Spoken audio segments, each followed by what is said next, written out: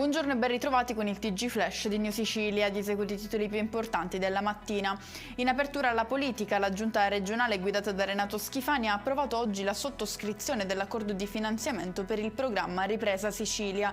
Grazie a questa intesa altri 100 milioni di euro saranno destinati alle proposte già inserite nella graduatoria approvata. Passiamo alla cronaca con un caso di violenza sessuale in palestra. È successo a Sant'Agata di Militello, in provincia di Messina, ai danni di una 21enne vittima di diversi palpeggiamenti da parte del titolare della struttura. L'uomo avrebbe fatto dei massaggi anomali alla giovane con cui si sarebbe chiuso in una sala. I racconti di Jasmine, la bambina di 11 anni salvata al largo di Lampedusa, sono oggetto di indagine. Ci sarebbero discrepanze tra le sue dichiarazioni e i dati oggettivi raccolti dai sanitari. Identificati a Catania i due giovani accusati di tentata rapina ai danni di una guardia giurata. Gli indagati, dopo essersi affiancati al motociclo condotto dalla vittima, l'avrebbero fatta cadere intimandola sotto minaccia a consegnare loro l'arma d'ordinanza.